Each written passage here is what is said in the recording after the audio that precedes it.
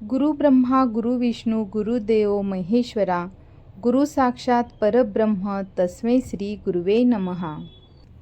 ज्याप्रमाणे सूर्य उगवल्याशिवाय दिवसाची सुरुवात होत नाही, त्याचप्रमाणे गुरु आशीर्वादाशिवाय शिष्याची वाटचाल सुरू होत नाही, त्याचे आयुष्य पुढे सरकू शकत नाही. गुरु भेटी होता चित्त स्थिर होय, तळमळ जाई मनाची. संत एकनाथांनी किती छान असं वर्णन केलं आहे.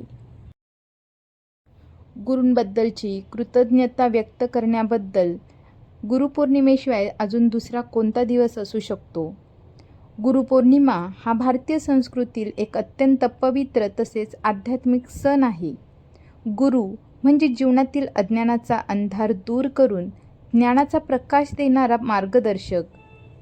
गुरुपौर्णिमेच्या दिवशी शिष्य आपल्या गुरुप्रती कृतज्ञता व्यक्त करतात. आषाढ महिन्यातील पौर्णिमेला गुरुपौर्णिमा म्हणून साजरी केली जाते. देशभरामध्ये गुरुपौर्णिमेनिमित्त विविध कार्यक्रमांचे आयोजन देखील केले जाते. पौराणिक मान्यतेनुसार गुरुपौर्णिमेच्या दिवशी महर्षी वेदव्यास यांचा जन्म झाला होता. म्हणूनच हा दिवस व्यासपौर्णिमा या नावाने देखील ओळखला जातो. तर गुरुपौर्णिमेच्या दिवशी पूजाविधी कशी करावी, शुभ मुहूर्त कोणता, याबद्दलची माहिती मी आजच्या व्हिडिओमध्ये सांगणार आहे. तेव्हा व्हिडिओ शेवटपर्यंत नक्की पहा. नमस्कार, मी सविता. उद्या दिनांक 10 जुलै गुरुवार रोजी भारतभर गुरुपौर्णिमा साजरी केली जाणार आहे. तर उद्याचा जो ब्रह्ममुहूर्त आहे तो पहाटे 4:10 पासून ते पहाटे 4:50 आहे आणि जो अभिजित मुहूर्त आहे तो सकाळी 11:59 पासून दुपारी 12:54 आहे. तर विजय मुहूर्त हा दुपारी 12:45 पासून दुपारी 3:40 आहे. व्हिडिओच्या पुढे आपण बघूयात की गुरुपौर्णिमेच्या दिवशी पूजा कशी करावी. तर सर्वात आधी पहाटे उठून स्नानादी विधी आटोपून घ्यावा, स्वच्छ वस्त्र परिधान करावे, आपल्या गुरूंचा आशीर्वाद घ्यावा. त्यानंतर घरातील देवांची पूजा करून घ्यावी. त्यानंतर एक चौरंगी घेऊन त्यावर स्वच्छ कपडा, लाल रंगाचा किंवा पिवळ्या रंगाचा वस्त्र अंथरून घ्यावे. त्यावर आपला गुरूंचा फोटो किंवा प्रतिमा असेल तर किंवा तुमच्याकडे मूर्ती असेल तर ती मूर्ती स्थापित करावी. पूजेसाठी फुले, धूप, तुपाचा दिवा, गंगाजल, नैवेद्य, पंचामृत, हळदी कुंकू, अगरबत्ती हे सर्व ज्या सामग्री आहेत त्या आधीच जवळ करून घ्याव्यात. गुरुच्या प्रतिमेची पूजा करावी, गुरुमंत्राचा जप करावा. तर या ठिकाणी माझ्याकडे स्वामी समर्थ महाराजांची मूर्ती आहे. तर त्या मूर्तीला मी शुद्धोदकाने पंचामृताने स्नान घातलं आहे. त्यानंतर स्वामींसाठी आणलेले वस्त्र तसेच इतर अलंकार त्यांना अर्पण करायचे आहेत. त्यानंतर फुलं, विविध रंगाची फुलं, स्वामी समर्थांना आवडणारी फुलं अर्पण करायची आहे. त्यानंतर आरती करायची आहे आणि प्रसादाचे वाटप करायचे आहे.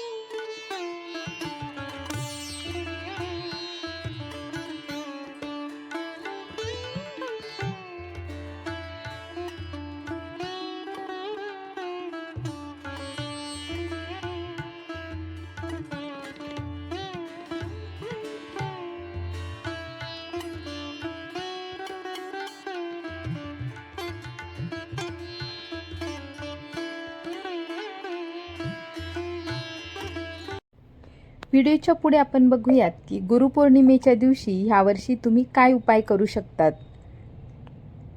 तर गुरुपौर्णिमेच्या दिवशी तुम्ही आपल्या घरामध्ये, देवघरामध्ये जी बाळकृष्णाची मूर्ती आहे तिला गाईच्या दुधाने आणि पाण्याने अभिषेक करावा. त्यानंतर घरातील देवांना पिवळ्या रंगाच्या मिठाईचा किंवा पिवळ्या रंगाच्या कुठलाही गोड पदार्थाचा नैवेद्य अर्पण करावा.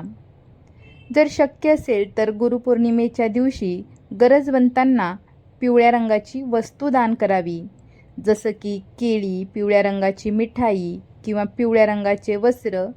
या प्रकारे गुरुपौर्णिमेच्या दिवशी वयोवृद्धांची मदत करावी. आई वडील तसेच शिक्षकांचे आशीर्वाद घ्यावे. गुरुबळ वाढल्यामुळे आपल्या कष्टाला नशिबाची साथ मिळण्यास मदत होते. यंदाची गुरुपौर्णिमा ही गुरुवारी आली आहे. गुरुपौर्णिमा ही गुरुवारी येणं हा एक योगायोगच आहे. म्हणून आपलं गुरुबळ चांगलं व्हावं यासाठी तुम्ही हे उपाय नक्कीच करून पहा. गुरुपौर्णिमेच्या दिवशी शिष्य आपल्या गुरूंना फुलं, वस्त्र, प्रसाद इत्यादी अर्पण करून त्यांची पूजा करतात.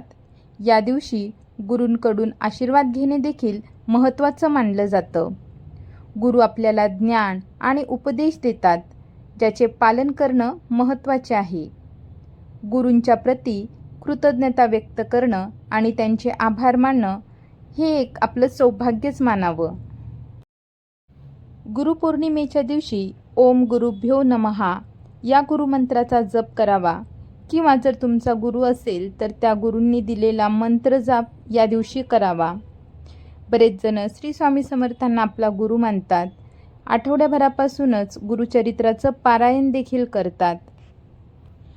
आज गुरुपौर्णिमा आहे. या दिवशी भगवान विष्णू आणि माता लक्ष्मीची पूजा करून त्यांचे देखील आशीर्वाद घेण्याची प्रथा आहे. तसेच आकाशामध्ये चंद्र दिसल्यानंतर चंद्रदर्शन करावे, चंद्राची प्रार्थना करावी. त्यामुळे आध्यात्मिक वाढ होते असं मानलं जातं. गुरुपौर्णिमेच्या दिवशी पुढील गोष्टी आवर्जून कराव्या. पहिली गोष्ट म्हणजे गुरूंची पूजा, त्यानंतर गुरुचरित्र पारायण, त्यानंतर गोरगरिबांना दान करणं, गुरूंच्या शिकवणीचे ध्यान करणं, चिंतन करणं, त्यांच्या आदर्शानुसार आचरण करण्याचा प्रयत्न करणं. आजच्या दिवशी सात्विक आणि पौष्टिक भोजन करावे, वाईट गोष्टी टाळाव्यात. तसेच नकारात्मक विचार, क्रोध, तामसिक आहार देखील टाळावा. सकारात्मक विचारांनी आचरण ठेवावे. गरजूंना आर्थिक मदत करावी. तसेच शिक्षण घेणाऱ्या विद्यार्थ्यांना शिष्यवृत्ती तुम्ही देऊ शकता, ज्यामुळे त्यांचे भविष्य उज्ज्वल होईल. बरेच जण भरपूर देवदेव करत असतात, देवाची प्रार्थना करणं, देवांची सेवा करणं, परंतु बऱ्याच जणांना त्या प्रार्थनेचे शुभफल मिळत नाही आणि ते शुभफल मिळावं अशी प्रत्येकाचीच इच्छा असते. मग असे का होते? तर प्रत्येकाची प्रार्थना ही फलद्रूप का होत नाही? तर स्वामी समर्थ महाराज एक दृष्टांत देऊन सांगतात. एकदा शिष्यांसमवेत स्वामी महाराज प्रवासाला निघाले. अचानक तेव्हा अवकाळी पाऊस सुरू झाला. स्वामी सोबत असून देखील सगळे जे होते ते सर्वजण घाबरले. सर्वांनी एका झाडाचा आश्रय घेतला आणि ते पाऊस थांबायची वाट पाहू लागले. पण पावसाचा जोर वाढतच राहिला. पाऊस काही थांबायचं नावच घेत नव्हता. त्यामुळे भीतीने सगळे भक्त स्वामींकडे गेले, स्वामींच्या शरणी गेले. तेव्हा स्वामी म्हणाले की अरे, अशी गयावया करण्यापेक्षा पावसाला हात जोडून विनवणी करा. तुम्ही सर्वांनी जर मनापासून प्रार्थना केली तर तो पाऊस तुमचं नक्की ऐकेल. प्रार्थनेत शक्ती असतेच, परंतु सामूहिक प्रार्थना लवकर फळते. म्हणून त्या ठिकाणी उपस्थित असलेल्या सर्वांनी एकत्र येऊन एकमुखाने दिलाने प्रार्थना केली. सर्वांना स्वामींचे म्हणणे पटले. सर्व भक्तांनी प्रार्थना केली आणि काय आश्चर्य, एकाएकी पाऊस कमी होत पूर्णपणे थांबला. तात्पर्य स्वामी हेच सांगतात की एखादी गोष्ट जर तळमळीने केली तर तिचे फळ निश्चितच मिळते.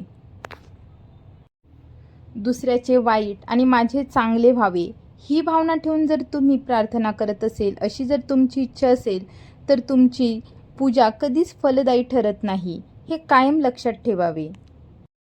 म्हणून प्रार्थना अशी करावी की समोरच्याला तुमचे ऐकावेच लागेल, एवढी शक्ती तुमच्या शब्दांमध्ये, भावनेमध्ये असायला हवी, तर ती खरी प्रार्थना.